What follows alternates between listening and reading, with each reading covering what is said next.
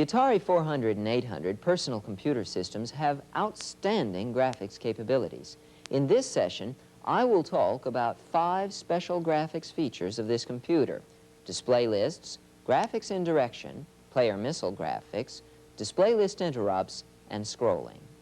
These features are made possible by 3 unique large-scale integrated circuit chips. There is, of course, a 6502 for regular number crunching.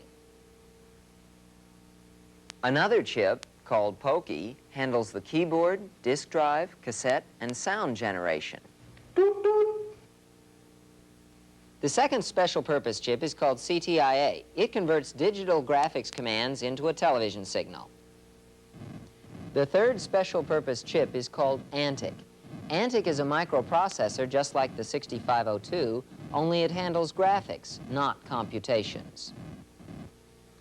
My first topic is the display list. To get results from any computer, you need the computer, a program, and some data. For graphics results, ANTIC is the computer, the display list is the program, and the display data is the data. ANTIC's program is called the display list. There are 14 display modes. The display list specifies which display modes are shown and their order of presentation. The numbers in the display memory specify the individual images going to the television screen. Thus, the display data tells what to display, while the display list tells how to display it. Here's how the display process works. ANTIC consults the display list and gets a display instruction. The instruction will tell it how to interpret the display data. ANTIC then begins retrieving display data. Each byte of data is interpreted and converted into a graphics image, either a character or a group of squares, depending upon the display instruction. When the line is full, ANTIC retrieves a new display list instruction and starts on a new line. When the screen is full, ANTIC returns to the beginning of the display list and repeats the entire process. My second topic is graphics indirection. An important point about this process is that much of the work is done indirectly. For example, colors are displayed through an indirect system called a color register. A color register is a box that can hold any of 128 different colors. It can hold red or brown or blue or orange or yellow or purple or white or almost anything. Color register indirection gives you lots of graphics power. You can change the contents of a color register at high speed to get this result. Other tricks are also possible. Character sets are also handled indirectly. Give me an A. Since a character set is too big to put into a register, we put the character set in memory and use a register to point to it. Give me an A. By changing the pointer, we can change the character set that ANTIC uses. This allows a program to use different character fonts. It also allows graphics character sets. Did you ever wonder what's really going on in Space Invaders? My third topic is player missile graphics. Player missile graphics were designed into the Atari computer to allow high-speed animation. Animation is important, not just for games, but to show any event or process that happens rather than just lying around.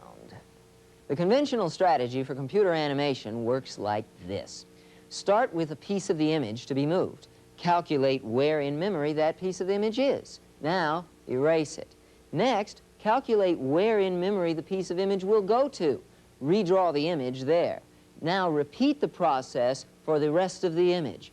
Now, this process is difficult because the screen image is a two-dimensional entity, whereas the memory image is a one-dimensional entity. This forces us to do messy conversion calculations. Atari's solution is to use a one-dimensional image called a player.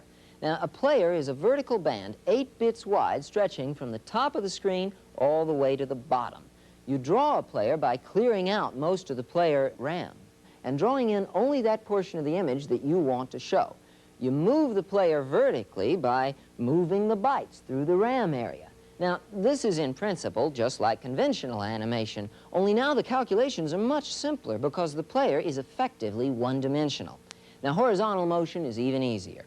There's a horizontal position register that tells where the player is on the screen. You put a number into the horizontal position register, and the player moves to that position. So combine horizontal with vertical motion, and you get something like this.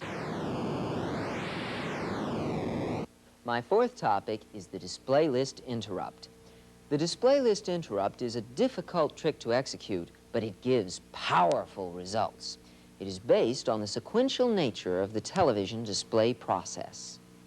A television set uses an electron beam sweeping across the screen to form images. The beam starts at the top of the screen and works its way down to the bottom. It takes 1/60th of a second to draw a complete frame. Now, by human standards, that's as good as instantaneous. But by computer standards, that's very slow. In fact, it's so slow that the computer has plenty of time to change the graphics registers while the beam is on the fly. Now, the display list interrupt enables it to do just that. Here's how a display list interrupt works. The 6502 is hard at work crunching numbers.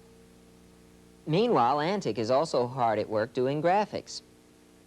Antic gets a display list instruction that includes an interrupt message. Antic sends an interrupt to the 6502. The 6502 drops what it was doing and rushes to put a new value in a color register. He pulls a fast switch.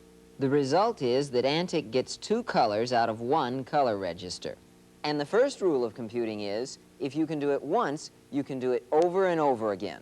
1 color register gives 80 colors. Character sets can also be changed to produce multiple fonts on a single screen.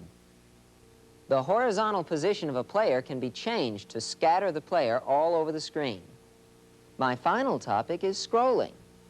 Quite often, the amount of image you want to display exceeds the amount of room you have on the television screen. A common solution to this problem is scrolling. You display a part of the image at a time, scrolling it as you need. The conventional way to scroll is by moving the data through the window. This involves moving several thousand bytes of data. With the Atari computer, you have a better way. Move the window over the data. There are also fine scrolling registers which allow you to move the window smoothly. Put all these features together and you can get something looking like this.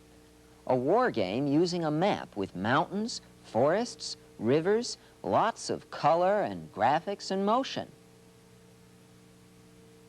In this session, I've talked about 5 important graphics capabilities of the Atari personal computer system: display lists, graphics indirection, player missile graphics, display list interrupts, and scrolling. There's lots more to talk about, but I've got to go now.